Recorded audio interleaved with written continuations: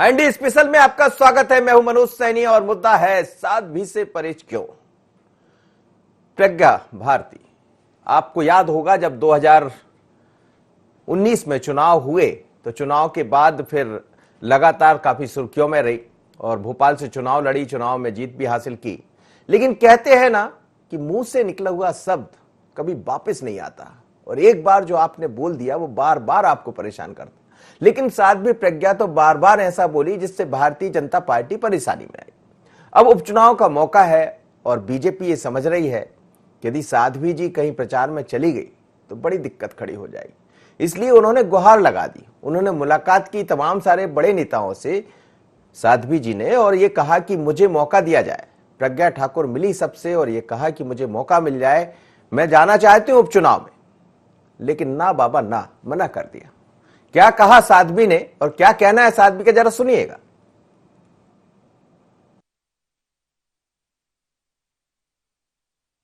ये संगठन तय करता है कि किसकी भूमिका कहाँ, क्या, कैसे रहने वाली है और जब संगठन जो तय करेगा वो मैं करूंगी। मैं जिस क्षेत्र की हूँ, मैं जहाँ पढ़े हैं, बड़े हैं, जन्म लिया है, उस क्षेत्र में चुनाव है, इसलिए लोगों ने आमंत्रित किया है और ये संगठन के ऊपर निर्भर करता है कि संगठन क्या विचार करता है, क्या जिम्मेदारी देता है और जो सोचेंगे, जो उनका निर्णय होगा वो हमें स्वीकार है। संगठन को अवगत कराने की आवश्यकता नहीं है। संगठन होता ही है इस बात के लिए कि किसके बारे में क्या, कैसे श्रेष्ठ विचार होना चाहिए, तो वो विचार जो होगा वो श्रेष्ठ ही होगा। चलिए, साध्वी जी कह रही हैं, प्रज्ञा ठाकुर कह रही हैं, सांसद है भोपाल से, लेकिन रहने वाली भिंड की है और वो ये चाहती हैं कि चुनाव के दौरान उनको मौका मिले वहां पर प्रचार करने का। अब वो कह रही है कि संगठन से कहने की जरूरत नहीं है, लेकिन बात ही बात में ये भी कह गई कि मैं हूं वहीं की। तो क्या अंदर यही चल रहा है कि जब वहां की हूं तो वहां मुझे पहुंचाना चाहिए, जाना चाहिए। लेकिन साध्वी जी बार बार अपने बयानों को लेकर चर्चा में आई और लोकसभा में तो बड़ी मुसीबत खड़ी की। कई दफा प्रधानमंत्री को कहना पड़ा था। लेकिन अब बीजेपी कोई ऐसी गलती नहीं करना चाहती है। बीजेपी बार बार ये कहती रही है कि ना बाबा ना, बचिए महारानी जी, आप तो यहीं रहिए, अपना काम करिए और ऐसी जगह मत जाइए। वैसे ही हमें चुनाव लड़ना है, 27 सीटों को पाना थोड़ा कठिन है, लेकिन फिर भी बीजेपी लगी है और बीजेपी की तैयारियां बहुत है, क्योंकि शिवराज महाराज जब मैदान में है तो बीजेपी ये मानकर चल रही है कि हम फतेह पा जाएंगे। लेकिन साध्वी जी ना, बिल्कुल नहीं। चलिए, संदीप जुड़ रहा है मेरे साथ। संदीप, क्या हुआ? भारतीय जनता पार्टी के दफ्तर साध्वी पहुंची, प्रज्ञा ठाकुर जो सांसद है भोपाल की। पिछली दफा 2019 में जब चुनाव हुए तो जीत तो हासिल कर ली, लेकिन उस बीच में क्या क्या हुआ सबको याद है। और शायद इसीलिए कहा जाता है कि पहले तोलो फिर बोलो और ऐसा ना बोलो जो कभी वापस भी ना आए और आपके ऊपर एक नई दिक्कत खड़ी हो जाए कि आपको प्रचार से रोक दिया जाए। आज बिल्कुल तोलो और बोलो की ही आज कहीं न कहीं परिभाषा पर आज वो खरी नहीं उतर रही है, जिसका नतीजा ये है कि ग्वालियर चंबल की 16 सीटों में चुनाव प्रचार करना चाहती हैं साध्वी प्रज्ञा ठाकुर। लेकिन उनकी काफ़ी कवायद के बाद भी संगठन की ओर से उनको हरी झंडी नहीं दी गई। राष्ट्रीय महामंत्री जब BL संतोष भोपाल दौरे पर, 2 दिवसीय दौरे पर थे, 2 दिनों तक लगातार यहाँ पर साध्वी प्रज्ञा ठाकुर ने कोशिश की, लगातार 2 दिन संवाद किया। उन्होंने अपनी बात रखी कि वो उनका जन्म क्षेत्र है ग्वालियर चंबल और वहां से उनको कुछ सीटों से बुलावा है, हालांकि ये उनका दावा है। तो उन्होंने साफ कहा कि वो चाहती हैं चुनाव प्रचार करना, लेकिन यहाँ पर कहीं न कहीं वो अपना बचाव करती नजर आई। उन्होंने ये भी कहा कि संगठन को अगर उनकी जरूरत होगी तो संगठन उनको जरूर याद करेगा। उनकी मंशा है काफी और उसी को लेकर के उन्होंने अपनी बात रखी, लेकिन अभी तक कहीं न कहीं उनकी बात को सुना नहीं गया। कहीं न कहीं जो पुराने उनके विवादित बयान है, जिस तरह से लगातार जब भी उन्होंने बयान दिया तो कोई न कोई विवाद खड़ा हुआ है और उसको लेकर के यहाँ पर कांग्रेस पार्टी ने फिर मुद्दा बनाया। तो यहाँ पर भारतीय जनता पार्टी बचना चाहती है, लेकिन वो कहीं न कहीं एक बार फिर से चुनाव मैदान में जरूर उतरना चाहती हैं। लेकिन क्यों बचना क्यों चाहते हैं संदीप? कुछ बात हुई क्या संगठन के लोगों से? वो क्यों नहीं जाने दे रहे? क्या यही बात है? क्या ये मानकर चल रहे हैं कि अब वो सब नहीं कर रहा है जो पहले साध्वी जी ने कर दिया? देखिए, संगठन के लोगों से भी हमारी बात हुई, लेकिन संगठन के लोगों की खास बात यह है कि कैमरे के सामने कुछ बोलने को तैयार नहीं है। लेकिन अगर पीछे कैमरे से पीछे की बात करें तो कैमरे के पीछे साफ उनका कहना है कि यहाँ पार्टी हमेशा गंभीर मुद्दे पर ही बात करेगी और कोई भी ऐसा क्लू नहीं छोड़ना चाहती विपक्ष के लिए कि विपक्ष उसको मुद्दा बनाए। क्योंकि यहाँ अगर हम साध्वी प्रज्ञा ठाकुर की बात करें तो कहीं ना कहीं एक ऐसी कमजोर कड़ी है भारतीय जनता पार्टी के लिए कि अगर चुनाव मैदान पर उतरेंगी तो भारतीय जनता पार्टी का नुकसान जरूर होगा और यहां पर भाजपा कोई भी नुकसान नहीं झेलना चाहती। और उसका परिणाम यह है कि साध्वी प्रज्ञा ठाकुर ने कोशिश की और उसके बाद भी उनका मौका अभी तक नहीं दिया गया है। संगठन की ओर से जिस तरह से आपने बात कही तो संगठन का स्पष्ट अभी राय है कि जब उनकी जरूरत पड़ेगी तो उनको इस्तेमाल किया जाएगा। फिलहाल वो अपनी सेवाएं भोपाल में दे, बतौर सांसद के तौर पर वो अपना काम करें भोपाल में। अगर उनकी जरूरत महसूस होती है तो उनको जरूर मौका। चलिए, फिलहाल तो रहम करिए साध्वी जी, फिलहाल तो रहम करिए प्रज्ञा ठाकुर जी, और अब तो समझ जाइए कि ऐसा कुछ मत बोलिए कि अपनी ही पार्टी की सांसद हैं आप, आपको चुनाव भी लड़ा दिया, मैदान में खड़ा भी कर दिया, जीत भी गई, लेकिन बोलना आपने नहीं सीखा है, ऐसा बीजेपी मान रही है। हालांकि बीजेपी की तरफ से कोई ऐसा बयान नहीं आया है, लेकिन एक बार और हम आपको सुनाएंगे कि आखिर साध्वी जी कह क्या रही थी। हम नहीं कह रहे हैं, वो खुद कह रही है कि वो मेरा क्षेत्र है। सुनिएगा। ये संगठन तय करता है कि किसकी भूमिका कहाँ क्या कैसे रहने वाली है, और जब संगठन जो तय करेगा वो मैं करूंगी। मैं जिस क्षेत्र की हूँ, मैं जहाँ पढ़े हैं बड़े हैं जन्म लिया है, उस क्षेत्र में चुनाव है, इसलिए लोगों ने आमंत्रित किया है। और ये संगठन के ऊपर निर्भर करता है कि संगठन क्या विचार करता है, क्या जिम्मेदारी देता है, और जो सोचेंगे, जो उनका निर्णय होगा वो हमें स्वीकार है। संगठन को अवगत कराने की आवश्यकता नहीं है। संगठन होता ही है इस बात के लिए कि किसके बारे में क्या कैसे श्रेष्ठ विचार होना चाहिए, तो वो विचार जो होगा वो श्रेष्ठ ही होगा। चलिए, जो विचार होगा संगठन का वो श्रेष्ठ होगा। दरअसल साध्वी जी ने मुलाकात की थी कि मुझे भी मौका मिले प्रचार प्रसार का, लेकिन बीजेपी ने कह दिया बिल्कुल नहीं, ना बाबा ना, बहुत है साध्वी जी, इतना ही बहुत है। वो कह रहे हैं कि संगठन खुद सोचेगा। मेरे साथ शिव अनुराग पटेरिया जी जुड़ रहे हैं, वरिष्ठ पत्रकार हैं। सर, आपका स्वागत है बहुत बहुत। लेकिन क्या ये माना जाए, लगातार ये कहा जाता रहा है कि पहले तोलो फिर बोलो, और ऐसा कुछ ना बोलो कि आवाज ही बंद हो जाए। मनोज जी, राजनीति में जब अन्य क्षेत्रों के लोग आएंगे तो उनके अंदर राजनीतिक अनुशासन नहीं होगा। प्रज्ञा सिंह ठाकुर साध्वी हैं और वो उस तरह के बोल वचन बोलती रही हैं लोगों के साथ में। आपने देखा कोई बाबा बैरागी लोगों को लात मार देते हैं, कई बार झूठा प्रसाद खिला देते हैं, तो उनको ये हमेशा भ्रम रहता है कि वो जो चाहेंगे उस तरह से करेंगे, लोग उनको स्वीकार करेंगे। But now see in the on the political field, तो आज जब वो राजनीति के क्षेत्र में है तो उनका व्यवहार अलग किस्म का होना चाहिए और उनका व्यवहार सधे और संयत शब्दों के साथ होना चाहिए। मुझे लगता है जिस तरह उनके अंदर है, इसके कारण से भारतीय जनता को लगातार अपमान और अवमानना को झेलना पड़ी है। एक जब उन्होंने महात्मा गांधी के बारे में कुछ कहा था, तब खुद प्रधानमंत्री नरेंद्र मोदी ने कहा था कि मैं उन्हें माफ नहीं कर पाऊंगा। इसके बाद भी अगर वो नहीं सुधरी हैं, नहीं बदली हैं, तो मुझे लगता है उन्हें चुनाव क्षेत्र में न ले जाने का फैसला भाजपा का मुझे लगता है जायज लगता है। जी जी, लेकिन सर, जब साध्वी की बात आती है, या कई दफा बाबाओं को देखा है, और हमने तो खैर सिंहस्थ किया है तो बहुत सारे बाबाओं को देखा, कई रूप में देखा है, लेकिन क्या साध्वी या साधु या संत जब संतत्व को प्राप्त होते हैं, संत कहा जाता है, उसके बाद यदि मुंह से इस तरह की बातें निकले कि आपके बारे में सोचना पड़े, आपको नहीं पहुंचाना है, तो क्या आपको लग रहा है कि एक अलग दिशा भी बदल रही है? देखिए मनोज जी, आप बहुत ही सीनियर जर्नलिस्ट हैं, आपने बहुत से बाबाओं को देखा होगा, लेकिन अगर आप देखें केंद्रीय मंत्रिमंडल में भी जो साध्वियां हैं या साधु बने हैं, मंत्री बने हैं, सांसद बने, उनके बोल वचन किस तरह से होते हैं।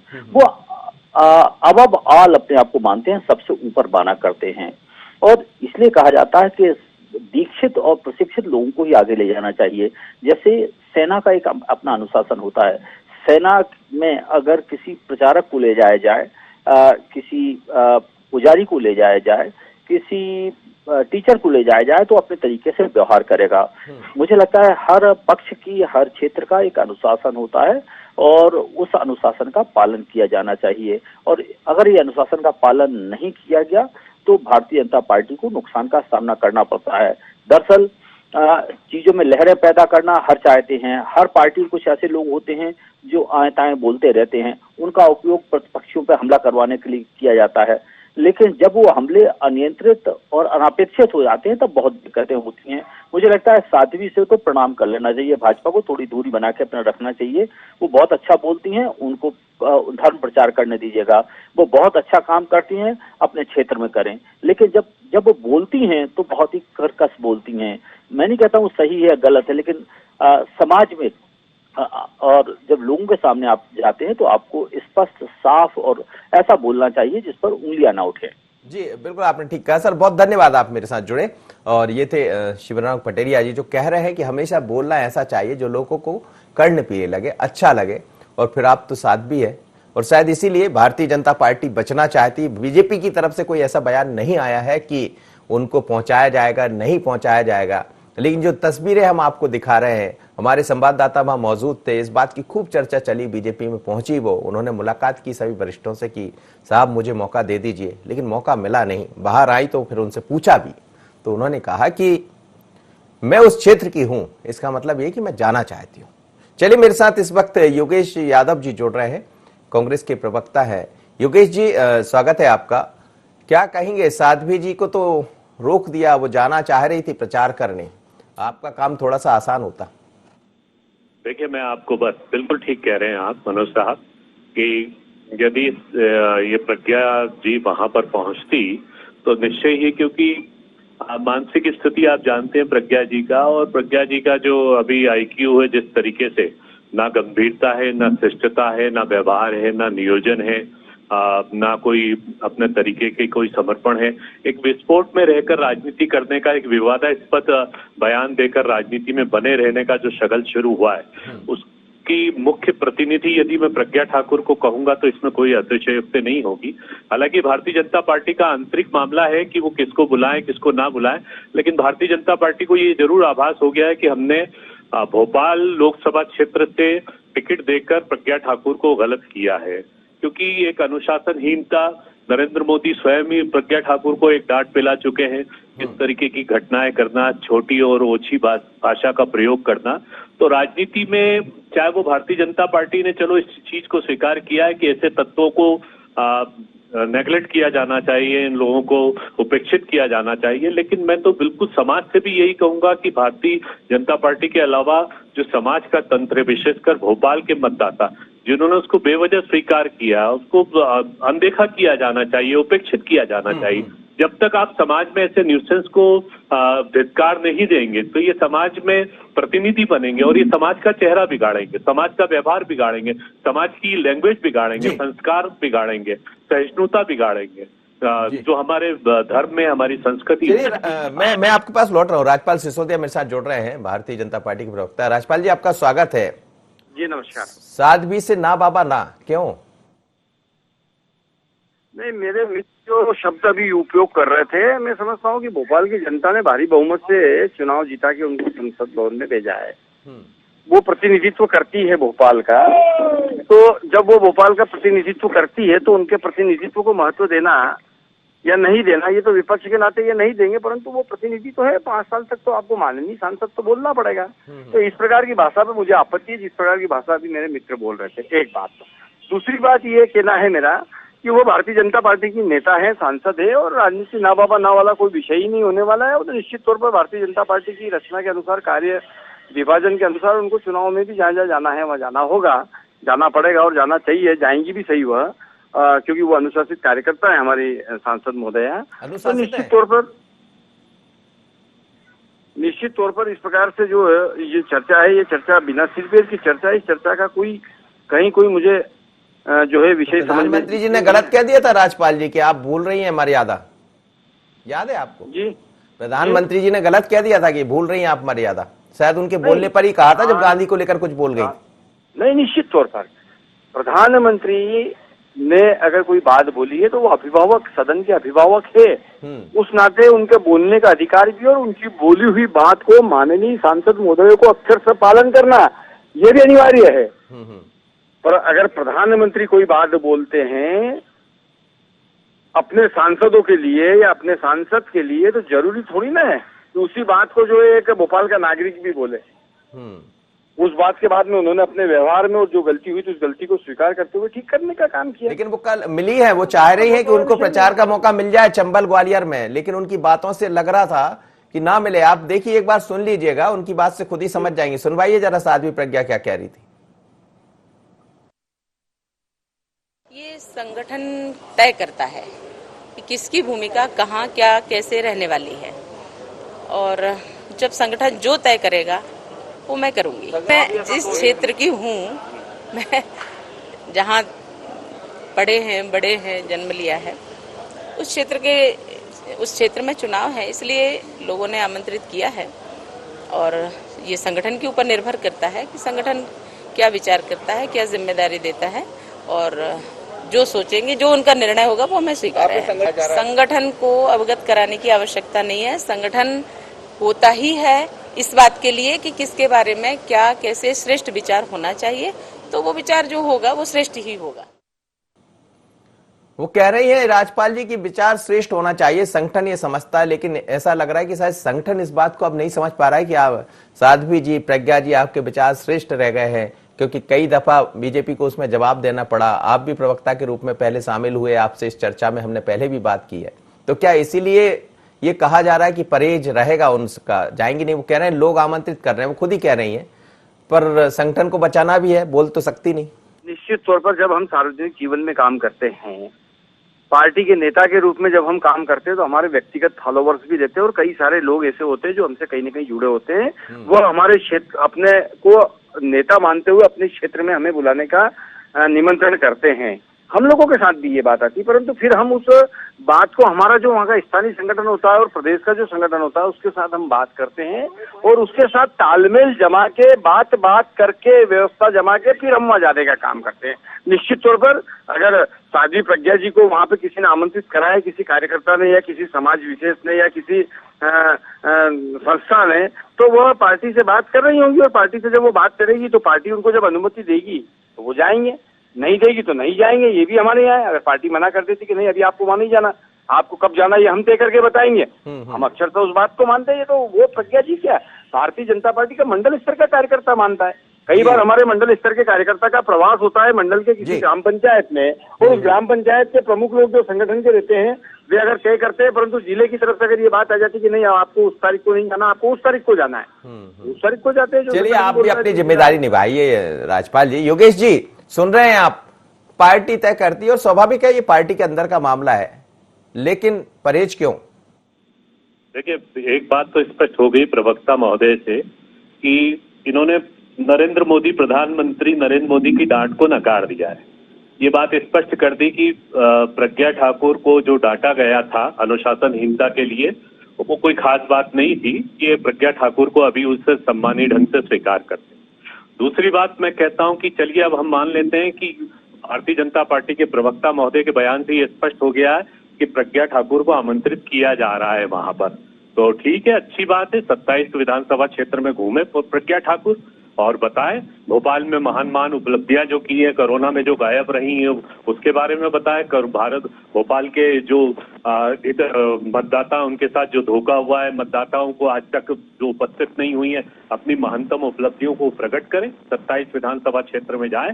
कांग्रेस तो चाहती कि प्रज्ञा ठाकुर को बुलवाएं और प्रवक्ता महोदय कह ही रहे हैं कि वो वहां पर भेजेंगे। अच्छा स्वागत है।